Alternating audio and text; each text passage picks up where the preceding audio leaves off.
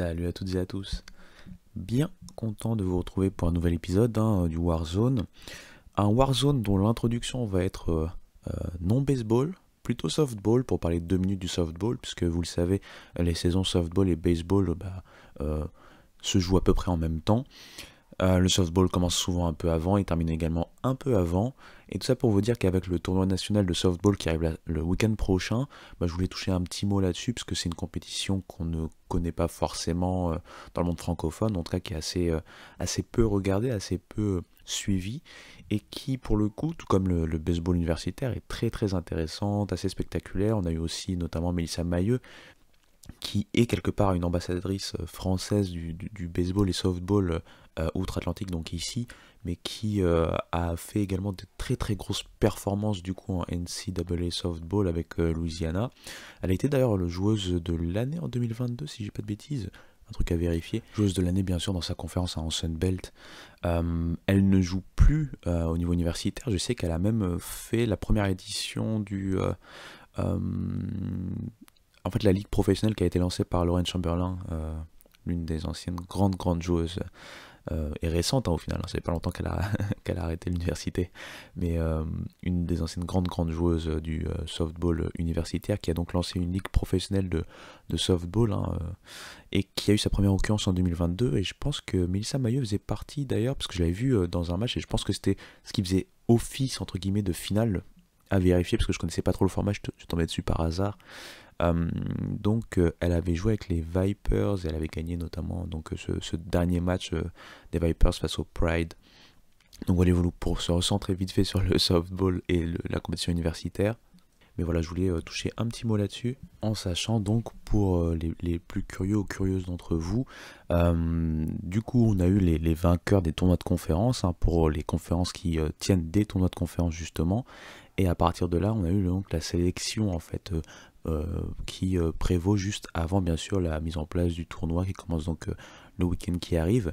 Alors pour faire court et simple, on a donc le grand favori, l'équipe qui a remporté les 2 dernières éditions du tournoi national, c'est Oklahoma, qui a d'ailleurs remporté également le tournoi de Big 12, qui a battu Texas en finale de mémoire, et qui a donc terminé son bilan avant cette entrée dans le tournoi national avec une fiche de 51 victoires pour une seule défaite. La défaite d'ailleurs c'était contre Baylor, parce que c'est un match que j'ai vu, donc je me rappelle, parce que c'était un match contre Baylor, et je pense qu'ils avaient perdu 3-2. 4-3 je pense vraiment de mémoire, parce que c'était plutôt vers mars si je dis pas de bêtises. Mais encore une fois, Oklahoma c'est une grosse machine, on se demande qui va pouvoir les battre. On a des équipes qui pourraient on va dire les concurrencer, comme UCLA. Peut-être UCLA est l'équipe la plus armée, la plus à même, de ce que je lis dans les articles de ci de là, et même ce que j'ai vu, pour pouvoir les concurrencer.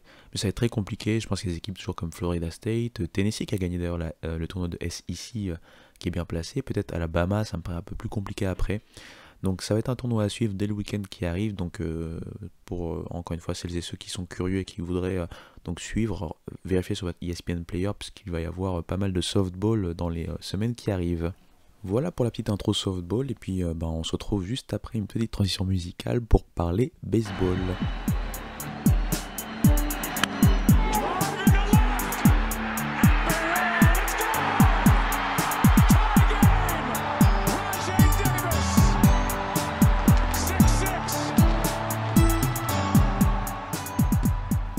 Et lorsque l'on revient au niveau college baseball, on voit qu'il s'en est encore passé des choses.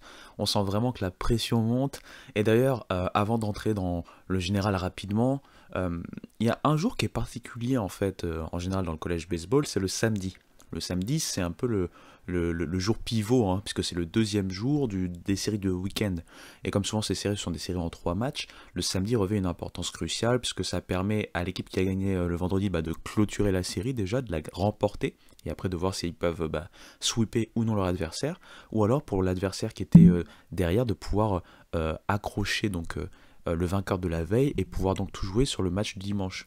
Et souvent, ce qui se passe en mai, j'allais dire, je sais pas pourquoi, mais j'imagine bien qu'il y a des raisons, ou surtout que on pousse le focus en mai encore plus sur le samedi, c'est qu'il y a souvent des grosses surprises, des choses assez incroyables. Par exemple, qu'est-ce que je peux vous dire en chose assez incroyable? Parce que je l'avais lu d'ailleurs sur D1 Baseball. C'est pas une série que j'ai vue ou que j'ai pu suivre, hein. Je regarde pas trop cette conférence de toute façon de base. C'est New Jersey Tech. New Jersey Tech qui jouait contre Maine. Maine est souvent le favori dans leur conférence. Et Maine, justement, était le favori dans cette série. Et on s'est rendu compte d'une chose, c'est que New Jersey Tech, quand ils gagnent, c'est toujours avec... enfin, c'est toujours, c'est pas vrai, mais ce que je veux dire par là, c'est qu'ils ont une grosse capacité à gagner sur des walk-off. Donc vous savez, des victoires en fait, où quand vous jouez à domicile, bah, en bas de 9ème, soit vous renversez, soit vous étiez à égalité et vous mettez le run gagnant en fait, hein, parce que derrière l'autre ne peut pas jouer, leur nombre de manches est terminé, ils en ont fait 9, parce qu'ils étaient eux en haut de manche, alors que l'équipe qui reçoit est en bas de manche, donc bref. New Jersey Tech a enregistré son 6e walk-off, donc sa 6e victoire en walk-off, bah, donc du coup à la maison, sur les 12 matchs qu'ils ont joués cette saison. C'est assez fou. Et là, justement, c'était contre Maine, qui est donc l'équipe favorite de leur conférence. Donc, c'était un truc à noter. Un autre truc à noter, de toute façon, je pense qu'on va en reparler rapidement quand on va parler de top 25 très rapidement. C'est Washington. Washington, j'en avais fait une mention lorsque j'ai parlé de la Pac-12 en disant qu'ils faisaient une très très bonne saison sous leur coach Kelly. Kelly qui a été souvent, bah, d'ailleurs, qui a été un assistant coach à Washington, hein, quelques années, je pense que jusqu'à 2018, hein, si je ne dis pas de bêtises, et qui a pas mal bourlingué, qui a pas mal travaillé, on va dire, en NCAA College Baseball. Il est toujours plutôt jeune, hein, et son style de jeu est en train de fonctionner avec en Pac-12 avec donc les Huskies. Les Huskies qui ont du coup sweepé, hein, Oregon, et forcément ça a une incidence, on va le voir juste après. Donc ils les ont sweepés, mais en plus à Eugene, hein, ni plus ni moins. Par exemple, voilà ce qu'on peut voir, notamment le samedi, en fait, ils avaient réussi à gagner, en fait, si je dis pas de bêtises, quelque chose comme 18-8. Il faut s'imaginer 18-8 en plus à l'extérieur, c'est assez fou. Face à Oregon, qui est une des grosses équipes, hein, des grosses cylindrées quand même de la Pac-12. Et surtout, en fait, avec ce samedi aussi loin dans le calendrier, donc dès presque la mi-mai, il y a des équipes qui jouaient leur tête, hein, très clairement dans ces matchs de week-end en conférence, et donc notamment le samedi. Et je pense notamment à des équipes ACC, Virginia Tech qui vient de se faire sweeper, notamment le samedi, qui était donc sur une deuxième défaite, et qui voilà, avait perdu toute chance de gagner la série, en fait, du coup, hein. Bah, se retrouve maintenant dans les cordes, hein, tout simplement. Ça va être de plus en plus compliqué pour eux, hein, de pouvoir, pourquoi pas, atteindre ne serait-ce que le tournoi national. Donc ça va très vite en fait, hein, parce que Virginia Tech, je rappelle quand même que c'est une belle cylindrée, hein, de ACC. NC State aussi. NC State jouait justement, il y avait le derby contre North Carolina, UNC.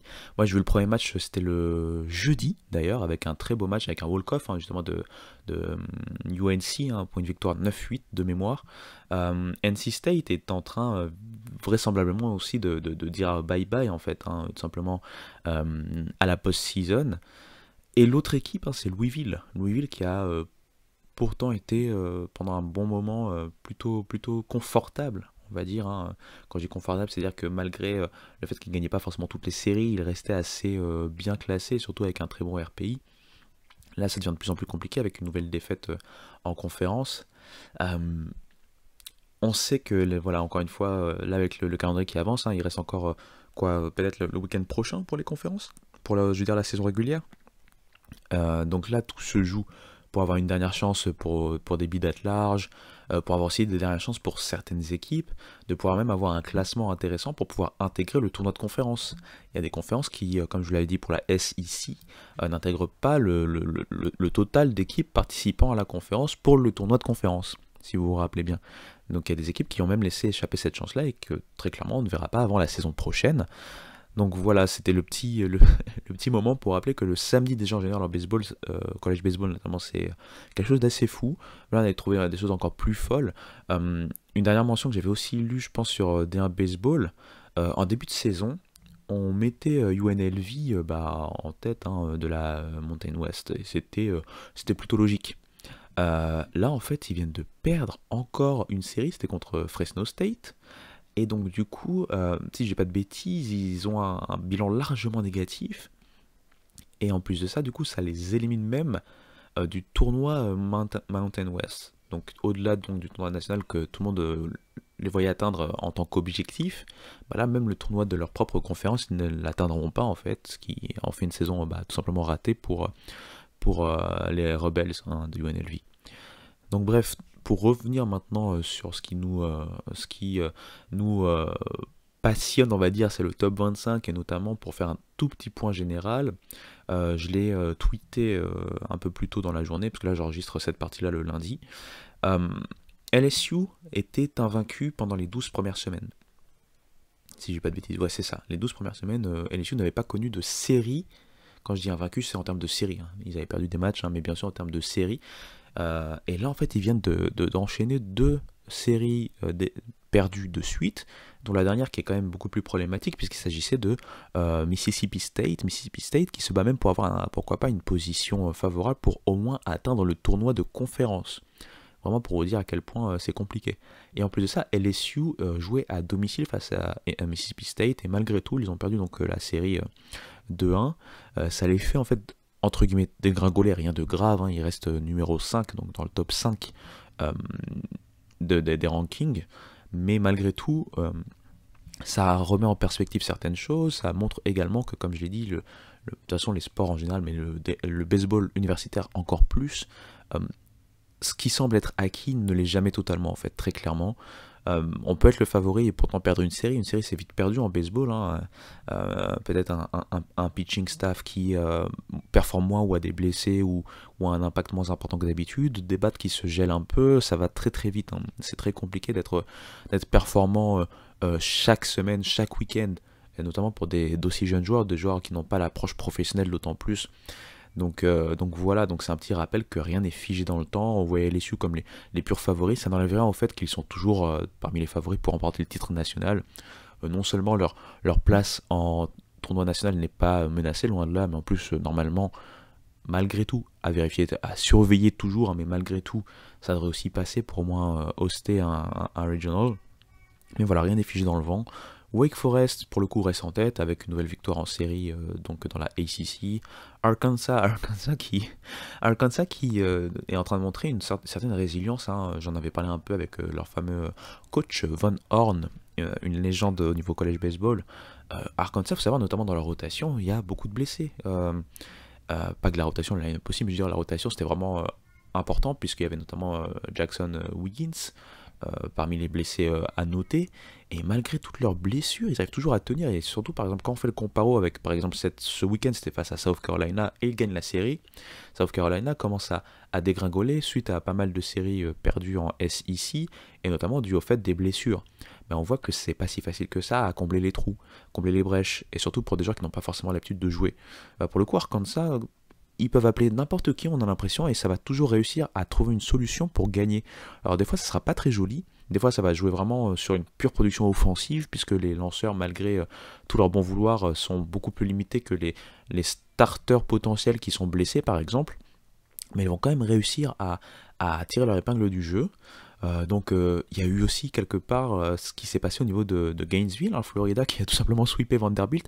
Vanderbilt est une autre équipe qui commence à fatiguer un peu, il y a aussi pas mal de blessés clés, et Vanderbilt, à la base, avant le début de la saison, Vanderbilt est plutôt vu comme une équipe forte sur sa rotation, ou en tout cas sur son pitching staff. Pendant la saison, le line-up a fait illusion, parce qu'on le sait, normalement, même si c'est vrai qu'en stats on voit que c'est pas fameux, mais je veux dire en termes collectifs, ils arrivaient toujours à s'en sortir, à produire pas mal de runs. Là, à Gainesville, ça s'est passé très très très difficilement, ils se sont fait sweeper, ils ont marqué très peu de runs. Je me rappelle avoir vu une stat quand ils ont perdu samedi, c'était donc la deuxième défaite face à Florida. Ils avaient réussi à marquer qu'un seul point mérité sur les deux premiers matchs. Avec ça, ça peut pas aller très très très loin forcément, surtout que leur lanceur, voilà, entre les blessures, entre les méformes, etc., etc. Bon, ce week-end, j'ai pas pu voir le start de Carter Holton, mais je me rappelle le start précédent, donc c'était la semaine d'avant, je crois que c'était à Alabama justement, parce que j'avais vu le match. Dès la deuxième manche, il avait dû être retiré, je pense qu'il n'avait même pas terminé la deuxième manche, parce que c'était très compliqué, et on parle là du potentiel meilleur lanceur gaucher de la QV 2024. Donc tout ça pour dire que voilà, c'est encore une fois, rien n'est figé dans le marbre, des blessures, des méformes, un mental qui fléchit. C'est très très compliqué le baseball, encore une fois, c'est pas un sport si facile à appréhender, notamment sur l'aspect mental. Euh, Qu'est-ce que je peux noter? Oui, j'ai vu donc vendredi, moi, la série que j'ai vue, enfin le premier match de la série que j'ai vu, c'était West Virginia contre Texas Tech. Et d'ailleurs, c'était qu'un match, hein, j'avais été un peu déçu de West Virginia par rapport à ce que j'avais vu avant, notamment de certains joueurs comme JJ Weatherholt, le sophomore qui casse tout en Big 12. On va en reparler un peu après, parce qu'on va parler de la Big 12 dans quelques minutes. Donc j'avais perdu 5-2, et c'est très peu habituel pour West Virginia de marquer aussi peu de runs, notamment à domicile. Et bien sûr, ils ont rectifié l'affaire avec notamment samedi, je pense qu'ils avaient marqué 17 points, hein, 17 runs. Je crois qu'ils ont gagné un truc genre 17-2 ou un truc comme ça, je ne me rappelle plus exactement. Oui, c'est ça de voir trop de baseball et dans plein de compétitions différentes. Et en plus, là, j'ai regardé beaucoup le softball pardon, comme j'en ai parlé en préambule de ce podcast. Mais West Virginia, du coup, est en train de monter. C'est un peu la surprise de la Big 12, puisqu'on les attendait pas à Paris Fête. On savait que c'était une équipe avec un très bon potentiel, puisqu'on les mettait pas non plus tout en bas de la Big 12, on les mettait, on va dire, dans la chasse, pas encore contender, mais juste en dessous. Et là, tout va bien. Weatherholt, comme j'ai dit, fait une grosse saison. Ils ont du Tucker aussi qui fait une belle saison. Je connais pas tous les joueurs de West Virginia, donc je vais pas faire du name dropping basique sans que je connaisse ces joueurs. Je parle surtout de Weatherholt parce qu'il m'a marqué, et puis je sais qu'il marque même en général le college baseball cette saison. Mais voilà, vraiment, West Virginia, c'est en train bah voilà, tout simplement de filer vers le titre de saison régulière, encore une fois, de Big 12. Une autre équipe qui est en forme, c'est Clemson. Clemson qui a une semaine parfaite. Euh, que dire? Semaine parfaite, ils continuent à montrer de quoi ils sont capables donc dans la ACC. Et on va finir par dire qu'il n'y a plus aucune surprise et qu'ils vont certainement hoster un Regionals si ça continue comme ça. Dans les choses à noter, qu'est-ce que j'ai vu? J'ai vu un bout de Connecticut, ils jouaient contre Butler. Et bon, ils ont gagné la série, mais ça n'a pas été si facile que ça. Et je me rappelle que. Enfin, j'ai vu un bout de match, et je me rappelle que le bout de match que j'ai vu, ils étaient devant, mais c'était serré. C'était justement, Butler avait l'occasion de repasser devant, et ils ont un peu fait n'importe quoi. Pour dire encore une fois que rien n'est si facile que ça en college baseball, je vais le répéter 25 000 fois. Mais Yukon, voilà, se positionne bien dans le top 10 hein, de ces rankings. Oregon State aussi a fait une belle semaine. Campbell est toujours là. East Carolina aussi a une semaine parfaite. Et je sais que ça posait pas mal de problèmes parmi les fans de East Carolina ou même les suiveurs de la AAC. C'est qu'ils font une semaine parfaite et malgré tout, ils perdent une position, je pense, dans le classement. Parce que là, ils sont 15e. Donc souvent ça pose des petites questions, c'est pas de leur fait en fait, c'est surtout qu'il y a d'autres équipes comme justement Clemson qui gagnent beaucoup de place, qui montent et donc par vase communicant ça fait descendre un peu tout le monde derrière eux. Deux équipes donc qui sortent de ce classement, c'est quoi? C'est Oregon, et j'en ai parlé juste avant avec Washington qui les a sweepés chez eux, alors qu'Oregon, c'était quoi? C'était la semaine dernière, je vous ai fait non, il y a 2 semaines, hein, je vous ai fait un point Pac-12 il y a 2 semaines, et je parlais justement d'Oregon et de leur capacité offensive. Bah là, ça s'est pas très bien vu, et encore, peut-être c'est plus limite le pitching staff qui s'est écroulé, notamment sur le 18-8, que j'ai entrevu, enfin j'ai vu le résumé du coup. Oregon sort, et l'autre équipe qui sort, c'est UTSA. Alors, j'ai trouvé ça dur, mais après c'est un peu le jeu du RPI et aussi le jeu des mid-majors en général, c'est-à-dire que les mid-majors, pour pouvoir rester dans les rankings, doivent montrer entre guillemets plus de choses, dans le sens où les rencontres qu'elles font dans leur propre conférence ne les aident pas à grimper facilement du fait du RPI de leurs adversaires forcément. Et là, pour le coup, ils rencontraient une équipe avec avec un fort potentiel et notamment un bon RPI, pas non plus le plus grand, mais un bon RPI. C'était Dallas Baptiste, un DBU qui en conférence USA est en tête. C'est-à-dire que on imaginait Southern Miss, qui elle aussi a changé de conférence, qui justement est passée de la conférence SCUSA, donc conférence USA, à la Sun Belt. On imaginait en fait Southern Miss aller dominer donc en Sun Belt. Ils se débrouillent très bien, ils sont quand même dans les meilleurs, mais ils ne dominent pas tant que ça. Et justement, DBU, on se pose la question, puisque eux, ils sortaient de... C'était quoi déjà? Oh, j'oublie toutes les conférences. Je suis désolé. J'ai un trou sur Dallas Baptiste, mais je vais vous le rectifier en post-prod, on va dire. Mais bref, Dallas Baptiste est arrivé donc en conférence USA, et pour le coup, on se disait qu'il y avait un gap, puisqu'ils dominaient leur conférence Missouri Valley. Missouri Valley, right? Je pense que c'est Missouri Valley. Je suis un fou. Désolé pour ce trou. Pourtant, je le sais en fait, mais j'ai un trou, ça m'arrive, et comme c'est du direct, pour le coup, je rajouterai une voix de moi-même qui rectifiera le nom de la conférence si je me trompe. Mais bref, en passant en conférence USA, donc on s'imaginait des choses plus compliquées. Pour le coup, ça se passe plutôt pas mal. Et donc oui, c'était bien la Missouri Valley. Malgré mes pertes de mémoire, j'arrive à me rappeler un tout petit peu. Donc voilà, c'était juste une petite vue comme d'habitude, on va dire générale, notamment via le top 25. On peut parler de Duke qui a perdu sa série notamment contre Georgia Tech et ça fait du mal alors qu'ils étaient en train de monter. Il y a des équipes qui se maintiennent, par exemple Maryland. On n'a pas eu une semaine ouf, notamment en midweek, mais ils ont gagné leur série, c'est ce qui est le plus important. Je sais qu'il y a des gens qui ont parlé qu'ils voulaient voir Iowa ou un peu plus de Big Ten, d'équipes de Big Ten. Alors si on a le temps avant le tour de conférence, on fera un point Big Ten. Mais bon, là, des week-ends avançant et que là, cette semaine, je vais parler de la Big 12. Peut-être la semaine prochaine, si j'ai le temps, je parlerai de la Big Ten. Mais la Big Ten, leur problème, c'est que ils partent avec un désavantage en termes de RPI, en termes déjà de puissance de schedule, on va dire. Et c'est un cran en dessous, on va dire, des 4 meilleures conférences du pays. Des fois même, je compare plutôt la Big Ten à des Sun Belt. Des fois même la Sun Belt ou les Big West ou ce genre de conférences me paraissent plus homogènes vers le haut que la Big Ten.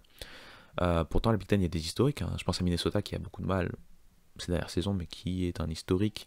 Je pense à Michigan. Michigan est un historique. Il y a qui d'autre? Bon, il y a qui performe bien cette année, c'est Maryland. Hein. Encore une fois, assez content. Ça fait 3 saisons, enfin 3 saisons en 2021. Donc ouais, 3 saisons que je vois Maryland à ce niveau-là. Il y a des Indiana qui ont fait des belles choses. Il y a donc Iowa qui fait des belles choses. Mais c'est pas suffisant, puisque d'ailleurs, elles auraient pu profiter d'autres équipes qu'on attendait plus haut, notamment Rutgers, qui ont eu un peu de mal, et qui, avec le retard pris en début de saison, ont du mal à vraiment se montrer en tant que contender pour pouvoir même rattraper en termes de bilan quelque chose d'assez intéressant pour pouvoir postuler donc au tournoi de fin de saison. Donc je peux comprendre les... Et puis c'est comme d'habitude sur les réseaux sociaux, notamment chacun va prêcher sa paroisse et va peut-être un peu exagérer, c'est un peu le jeu. Mais je peux comprendre certaines critiques, pourquoi il n'y a pas d'équipe de Big Ten, mais en même temps quand je vois un peu les Big Ten, comment elles jouent, ce qui se passe autour de cette conférence, je suis pas tant surpris que ça. Moi j'imagine pas plus de 2 équipes avoir un bid en Big Ten. L'équipe qui gagnera donc son automatic bid, et puis peut-être si Maryland ne gagne pas l'automatic bid, Maryland sera peut-être en at-large, mais sinon c'est compliqué quand même. Mais bref, c'était voilà le petit point général, et là on va passer donc à la Big 12 avec un point un peu plus conséquent sur eux. Je vais essayer de faire pas trop long cette fois, je vais plutôt faire une sorte de résumé pour pas vous fatiguer trop. Mais on va faire une petite pause d'ailleurs, comme ça je vais boire un peu d'eau, petite pause musicale.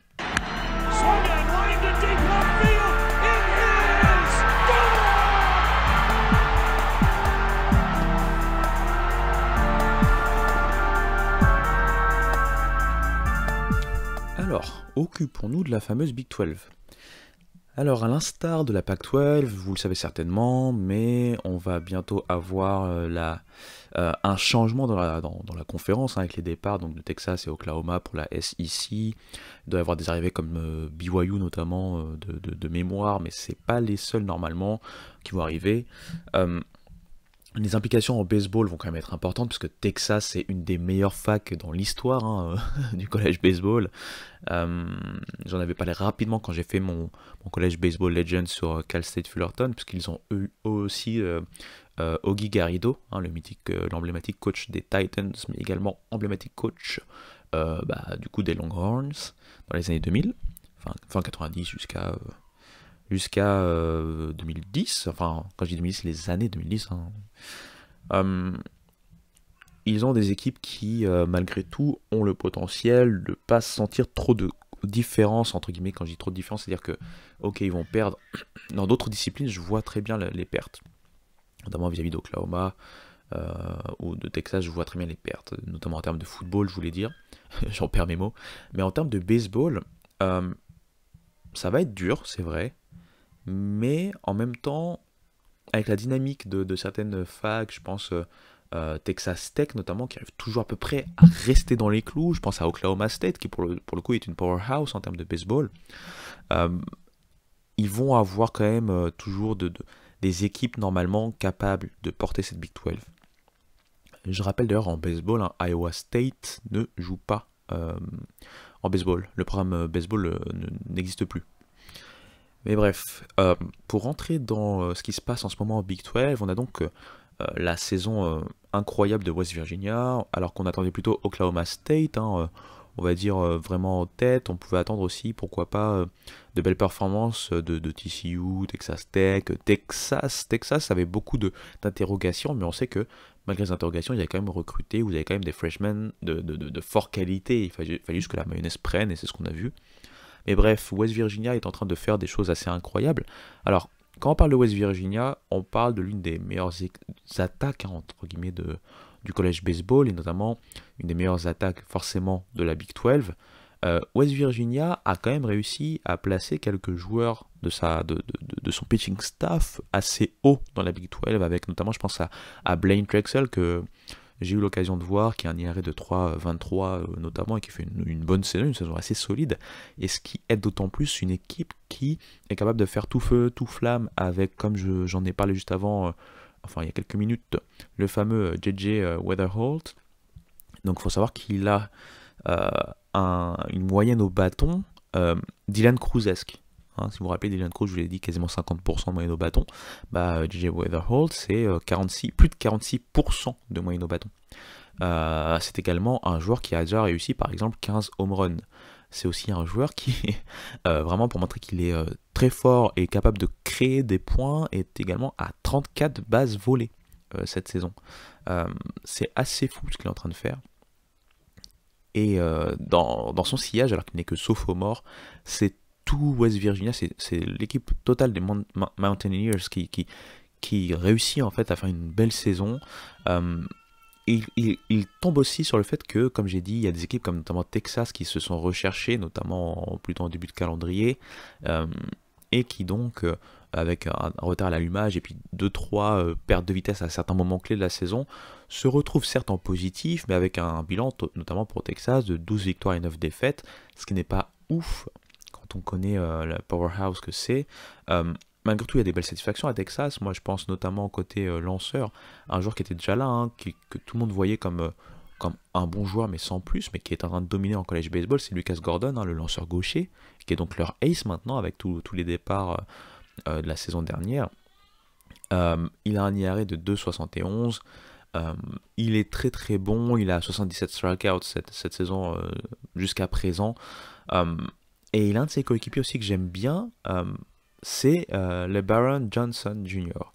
Les Baron Johnson Jr., c'est le deuxième en termes d'IRA dans la conférence, avec un IRA de 2,76. Donc vous voyez, il n'y a pas une grande différence. Et c'est marrant parce qu'ils se suivent également en termes de strikeout, parce que si Lucas Gordon est à 77, Johnson Jr. est à 73. Ce qui montre encore une fois une belle capacité. C'est un joueur que clairement j'attendais pas à pareille fête. Voilà, c'est pas un des lanceurs prime ou premium auquel on pense en Big 12, mais qui fait une très très belle saison. Et Texas aussi, en termes d'attaque, a réussi à trouver la mire, j'ai envie de dire, et à avoir des joueurs assez impactants. Je pense notamment à Dylan Campbell avec ses 24 bases volées. Et tout ceci amène un Texas qui est quand même capable de produire des points, d'arracher des victoires.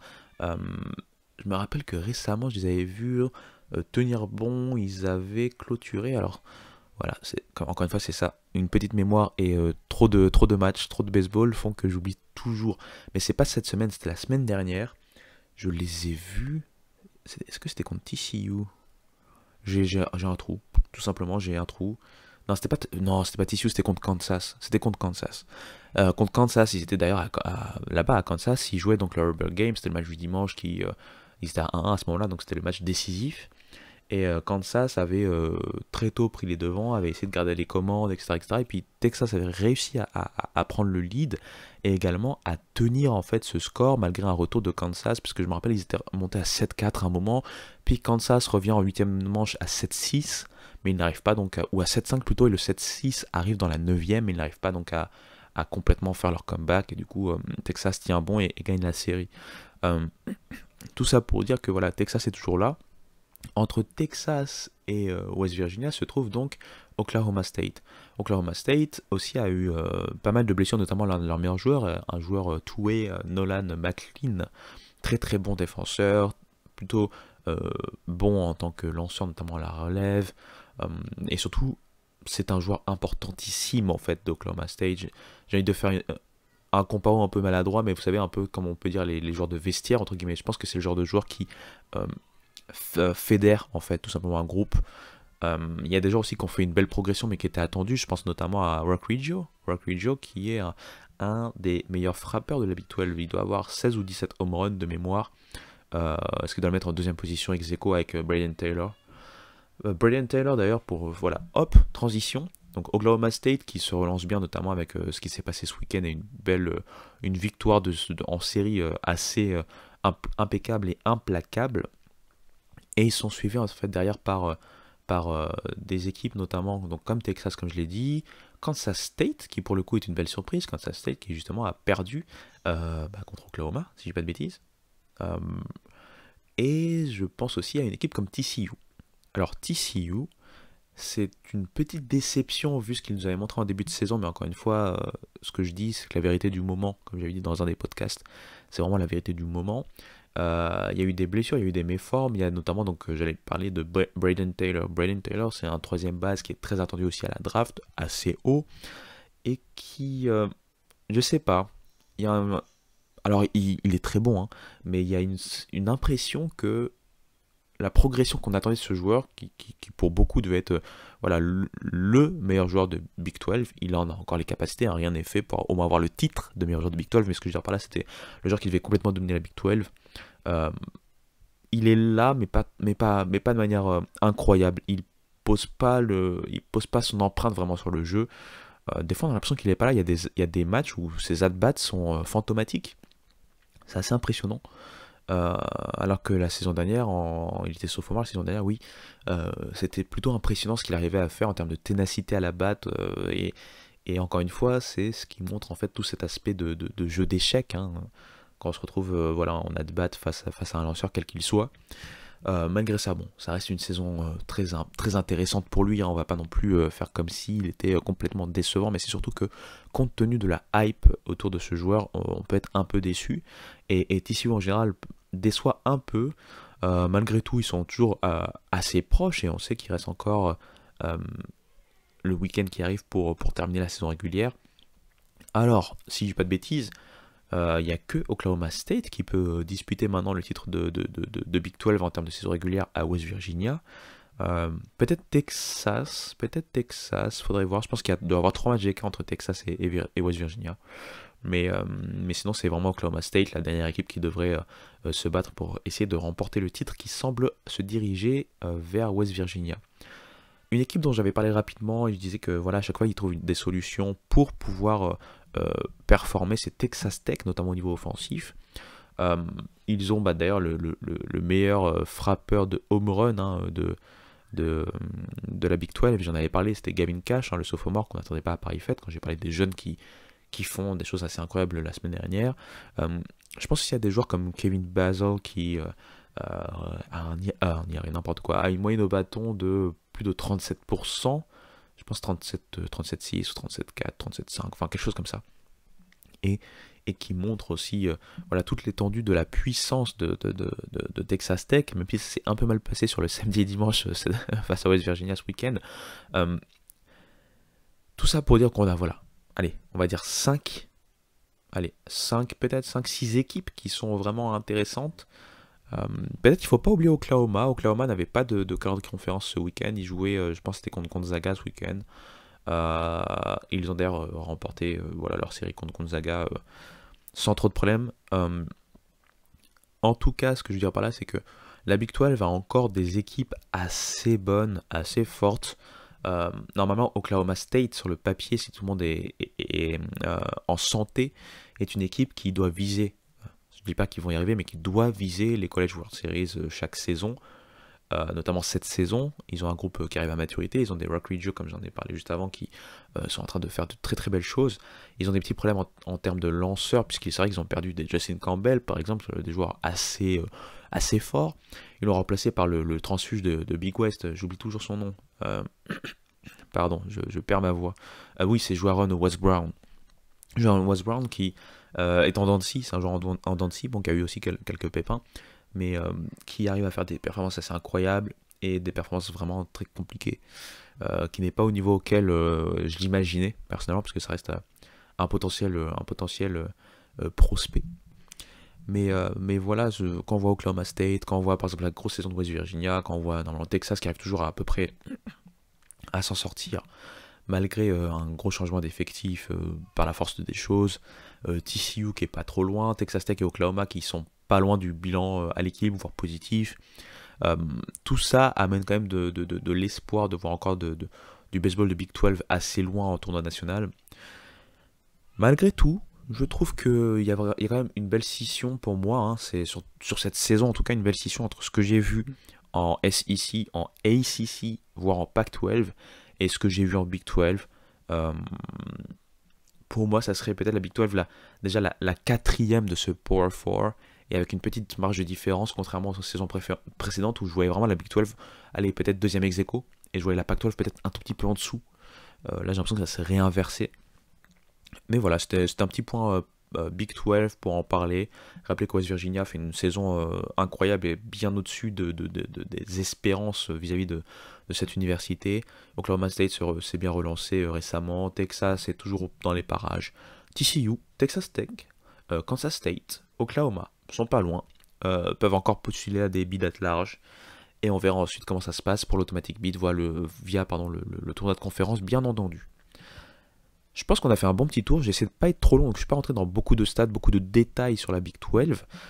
N'hésitez pas à me faire passer des petits messages, me faire des petits commentaires, m'expliquer un peu, me donner un peu votre avis sur les longueurs un peu de podcast, sur la façon d'exprimer les sujets. Est-ce que vous voulez encore une fois que j'entre encore plus dans le détail malgré tout? Est-ce que rester un tout petit peu en surface ça va, puisque vous voulez pas être non plus trop surchargé d'informations?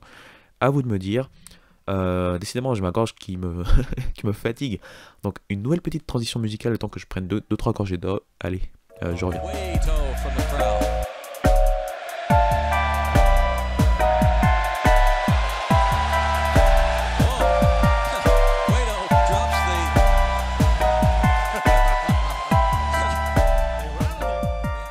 Et me revoilà, en espérant que ma gorge et ma voix vont tenir jusqu'à la fin de ce podcast. Avant de finir par une petite note un peu différente du college baseball, je voulais revenir un peu sur les performances de la semaine, notamment le joueur de la semaine. Je vais pas en faire un, je vais pas en faire, voilà. J'ai juste envie de faire un petit shout-out à différents joueurs, et notamment vis-à-vis d'une conférence particulière. C'est donc la Pac-12, puisqu'on a eu plusieurs joueurs qui ont fait de très belles performances la semaine dernière, notamment le week-end dernier. Je pense à un joueur qu'on connaît, j'en avais parlé en pré-saison, et qui fait partie de ces joueurs qui font de Stanford une grosse fac pour aller remporter le titre cette saison. C'est Carter Graham. Il fait partie de ces joueurs comme Bowser, comme Tommy Troy, comme Braden Montgomery. Ces joueurs très très forts offensivement à Stanford et qui doivent apporter toute leur batte, toute leur force de batte, que ce soit en termes de moyenne, que ce soit en termes de puissance, etc. Et qui fait notamment un week-end, enfin une semaine on va dire, à plus de 50% à la batte, avec notamment 3 home runs, 11 points produits, strikeout que 2 fois, un walk, enfin bref, très très fort. Il a un de ses coéquipiers aussi qui, chaque semaine après semaine, est en train de se rajouter à ce groupe de j'ai envie de les appeler les Silver Slugger, quoi. Les Silver Slugger du college baseball. Vous savez, Silver Slugger, c'est la récompense pour le joueur offensif par position en MLB, mais un joueur offensif par position hein, dans une équipe en MLB. Et donc, sur un Silver Slugger en college baseball, ça n'existe pas exactement. Bah là, je pourrais dire que toute l'équipe de Stanford pourrait postuler, limite, enfin, une grosse partie de l'alignement pourrait postuler à ce genre de titre, puisque je pense à Alberto Rios, qui n'est pas forcément le premier nom auquel on pense quand on pense aux joueurs de Stanford, mais qui est sur une très très belle saison, qui est encore sur une semaine assez exceptionnelle, 10 sur 18 en termes d'at-bat, donc 10 coups sûrs sur 18 at-bat, 4 home runs, 11 points produits, un seul strikeout, 2 walks, un WOBA. J'espère que vous vous rappelez bien de la définition du WOBA. Je ne vous dirai pas c'est quoi, je vous l'ai dit dans un des podcasts. Donc un WOBA de 80%, c'est assez fou. Et donc un autre joueur qui pour le coup lui, il est attendu depuis longtemps, j'en avais parlé déjà quand il arrive en tant que freshman du côté d'Oregon State, c'est le bien nommé Travis Bazzana, je pense qu'il est australien d'origine hein, si je me rappelle bien, 10 sur 19 en termes d'at-bat, lui aussi il a 3 home runs, lui aussi il a 11 points produits, bon il a un peu plus de strikeout pour le coup, il en a 5, il a 3 walk et un WOBA de 71%. Donc voilà, je voulais rapidement parler de ces joueurs-là. Et un dernier joueur de Pac-12, puisqu'il est aussi dans le top 10, on va dire, de cette semaine. UCLA, comme je vous l'avais dit, qui est vraiment compliqué, enfin c'est vraiment compliqué pour eux en termes de blessures, qui est en train de quasiment dire adieu au tournoi national avec une nouvelle défaite de conférence, de série de conférences ce week-end. Il y a un joueur qui a fait une belle performance, c'est Jared Hawking, avec un 9 sur 17 à l'Adbat. Je pense que lui aussi, ça doit être aux alentours de 3 home runs. Faudrait que c'est ça de pas mettre des fiches. 3 home runs. Voilà, j'ai retrouvé sa ligne. Pas besoin de fiches, il y a internet. J'ai retrouvé sa ligne. 3 home runs, 10 points produits, 3 strikeouts et 1 walk et un WOBA de 75, quasiment 76%. Donc très très belle semaine pour lui, à défaut d'avoir une semaine collective de qualité pour UCLA. Et je vais m'arrêter là sur les joueurs de la semaine, j'en ai pas pris un comme je l'ai dit, je voulais faire un petit shout-out sur ces grosses performances offensives que j'ai vues en regardant un peu les stats ce matin.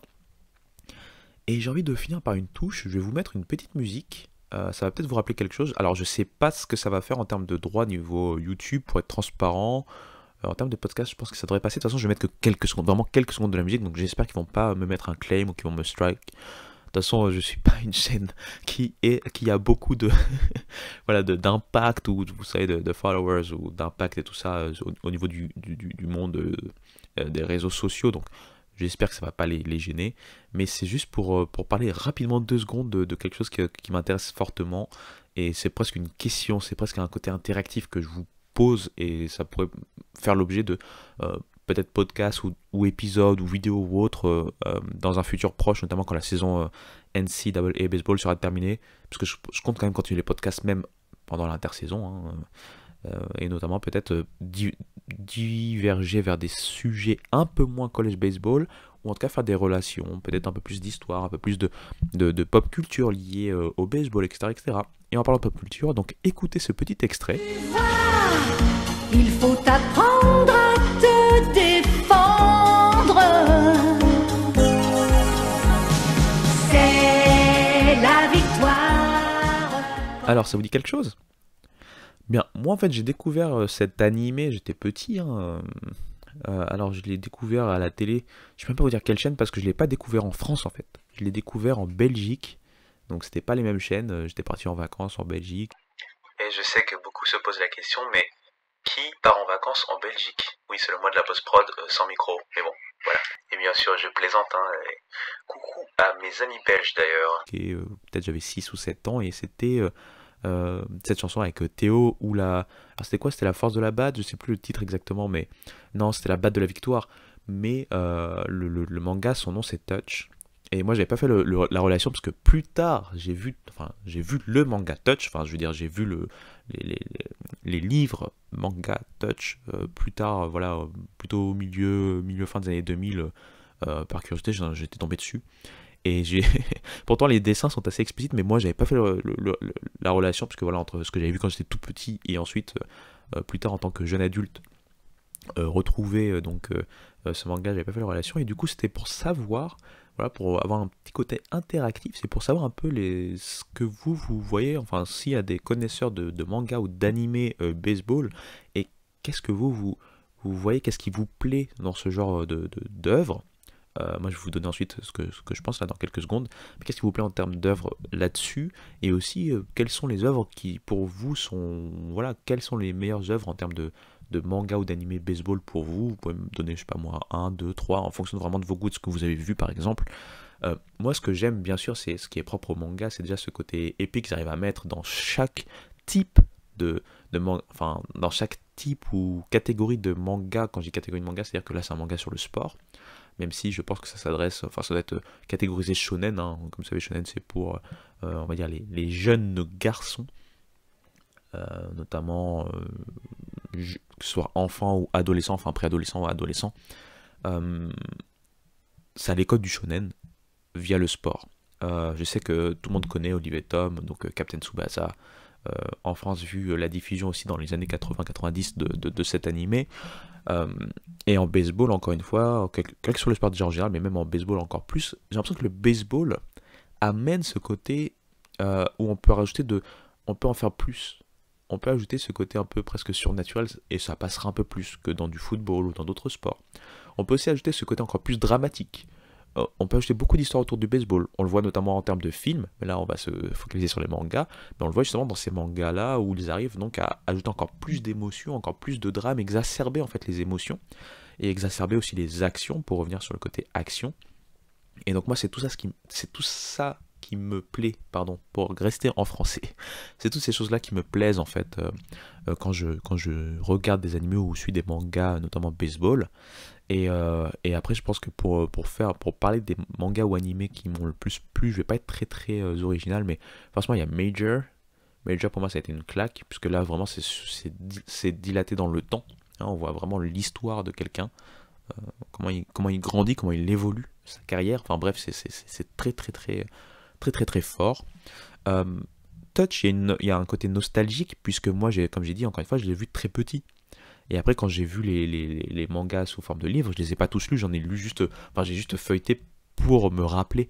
Donc pour le coup, je vais le mettre là pour l'aspect nostalgique, mais j'ai pas un assez fort souvenir de Touch pour vraiment vous dire ah c'était vraiment incroyable. Et puis je me rappelle que aussi en y repensant les animés des années 80, en tout cas, ce dont je me rappelle, notamment en termes de sport, il y avait un côté très très très pas contemplatif, mais presque redondant ou monotone dans la longueur. Un at-bat pouvait durer longtemps et en plus le cœur, si je me rappelle bien de Touch, donc de Théo ou la batte de la victoire, le cœur c'était presque plus les relations entre les personnages, l'histoire d'amour entre guillemets entre la gymnaste et donc le joueur de baseball, enfin ce genre de choses, la rivalité, toutes ces choses là, et donc je le mets là, mais c'est plus par nostalgie. Et l'autre qui est beaucoup plus récent, bon c'est Diamond No Ace. Pour le coup, moi, en fait, le bémol que j'ai, c'est le personnage principal c'est un goût personnel, hein, donc ceux qui aiment Diamond No Ace, yes, je pense que c'est ça le titre, ne me sautez pas dessus. C'est juste que, en fait, alors c'est Eijun Sawamura, donc clairement, on comprend le clin d'œil à Eiji Sawamura, donc l'emblématique historique pitcher qui avait pitché face au Babe Ruth et compagnie en 1934 lors de la tournée légendaire donc des All-Stars américains, des Hall of Famers américains au Japon. Et donc c'était tombé sur ce jeune pitcher de 17 ans, ce héros de la nation japonaise, nippone, et vous pouvez d'ailleurs, tiens, pub en 2 secondes. Vous pouvez retrouver donc cette vidéo, j'avais fait une vidéo en parallèle entre Victor Starfin, l'autre grosse star du début de la professionnalisation du baseball au Japon, et donc Eiji Sawamura, sur mon YouTube. Et donc Eijun Sawamura, pour le coup, c'est quelqu'un d'assez, entre guillemets, exaspérant. Il est exaspérant, mais après il a des traits typiques shonen, avec cet aspect de jamais abandonner, d'avoir toujours un côté positif, quelles que soient les épreuves. Même malgré quelques nuances de doute de temps en temps, il va très vite repartir de l'avant. Mais j'ai un peu de mal, parce c'est le jeu après, il y a beaucoup de stéréotypes dans tous les mangas, hein, et c'est le jeu. Mais pour le coup, j'aurais bien voulu avoir un peu plus de nuances. Mais je comprends la cible, donc j'ai pas à me plaindre, c'est vraiment pour un goût. C'est pour ça que je le mets que, entre guillemets, je le mets que 3e de mon petit top, puisque j'aurais pu le mettre devant Touch, puisque pour le coup je connais bien mieux Diamond, en tout cas j'ai des souvenirs bien plus frais forcément de Diamond No Ace que de Touch, mais voilà, le héros me fatigue un peu. J'ai aimé, alors je vais pas spoiler parce qu'on sait jamais, peut-être qu'il y en a qui suivent, qui sont en retard et qui suivent à peine le début de ce manga, donc je vais pas spoiler, mais j'avais aimé certains aspects du jeu, je veux dire de la retransmission, de la retranscription des matchs de baseball dans ce manga, dans cet animé. Et d'ailleurs c'est pas fini, hein, Diamond No Ace, si je dis pas de bêtises, c'est pas un manga fini ou un animé fini, mais voilà. Voilà. Donc encore une fois, j'espère avoir des gens qui vont réussir à aller jusqu'au bout de ce podcast et qui auront donc entendu cette partie-là et qui du coup pourront me donner un peu voilà, leurs avis en commentaire ou autre, que ce soit sur YouTube, que ce soit sur Twitter, enfin bref, comme vous voulez, comme vous le sentez, même en DM, hein, je veux dire, c'est pas pour vous exposer en soi, c'est vraiment pour avoir des avis, parce que moi je suis quelqu'un de curieux de nature, j'aime bien savoir un peu ce que les gens pensent, et voilà. On va s'arrêter là, hein. Je pense que c'est pas mal. Alors oui, j'ai parlé de softball, j'ai parlé de manga ou d'animation, et au milieu, c'est donc bien sûr du college baseball. J'espère que ça vous a plu. Encore une fois, vous pouvez retrouver donc le podcast sur YouTube et sur toutes les plateformes dédiées. Il y a toujours le Smart Link qui vous envoie vers vos plateformes préférées, hein, Spotify, Deezer, etc., etc. Et sur tous ces bons mots, je vais reprendre ma respiration, je vais essayer de traiter ma gorge avec un bon petit thé, et je vous dis à très bientôt. Ciao.